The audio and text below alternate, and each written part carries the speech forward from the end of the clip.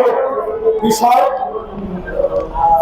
খুনি হাসিনা, দুর্নীতিবাজ হাসিনা, গণতন্ত্র হরণকারী হাসিনা, ফ্যাসিবাদ হাসিনা, গণহত্যাকারী হাসিনা।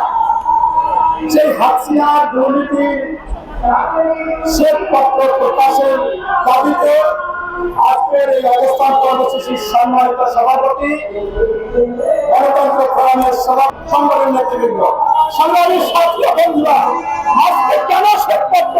শ্বেতপত্র হচ্ছে এই জন্য যে প্রতিদিন এই বাংলাদেশ থেকে ওই খুনি হাসিনা, ওই দোষী থেকে ষড়যন্ত্রকারী হাসিনা তাদের প্রমাণ লোপাট করবে। তার প্রমাণ আপনারা পেয়েছেন। বাংলাদেশের সবচেয়ে গুরুত্বপূর্ণ সেন্সিটিভ জায়গা হচ্ছে সচিবালয়। সেই সচিবালয় রাত্র 2টার সময় আগুন লাগে, সেই আগুনে পুড়ে যায় তথ্য মন্ত্রণালয়ের কাগজপত্র, পুড়ে যায় ওই অর্থ মন্ত্রণালয়ের কাগজপত্র, যেখানে এই অর্থ মন্ত্রণালয় দুর্নীতির সকল খাতি রয়েছে। সেখানে দেখা গেছে সচিবালয় 2-3 জায়গা থেকে আগুন লেগেছে। এটা যে পরিকল্পিত ওই খুনি হাসিনার দোসররা করতেছে, তার আস্থাভাজন এরা করতেছে, সেই এটা প্রমাণিত। তাই আজকে স্পষ্টভাবে এই শেখ হাসিনা ও তার আওয়ামী লীগ মন্ত্রীদের এই শ্বেতপত্র প্রদান করা দরকার। এবং আমি আরেকটি কথা বলে বক্তব্য শেষ করবে।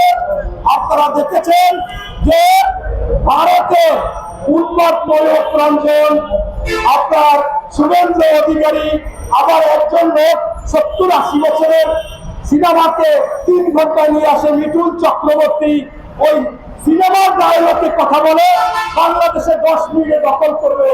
আমি তাদেরকে বলতে চাই, সেগুলো বালি আপনাদের 7 সিস্টার কাছের ঘরের মধ্যে ভেঙে যাবে এবং এদিকে তাকালে চোখ উঠিয়ে ফেলবে। বাংলাদেশ আর আগের বাংলাদেশ নাই, শেখ হাসিনার আজ্ঞাবহ বাংলাদেশ নাই। তাই বিএনপির নেতা কর্মী সকলে বলে যে অবশ্যই সংস্কার করেই দ্রুত একটি নির্বাচন দরকার। এই নির্বাচিত সরকার আসলে বাংলাদেশে ওই শকুনের চোখ পড়বে না, সাহস পাবে না, তারা বাজার দর নিয়ন্ত্রণ করবে। সকল যেখানে যেখানে আইন শৃঙ্খলা বাহিনী আওয়ামী লীগের প্রতাপ তারা বসে আছে, সেখানে সবকিছু নিয়ন্ত্রণ করতে পারবে। এই বলে আমি আমার বক্তব্য শেষ করছি। আল্লাহ হাফেজ। বাংলাদেশ।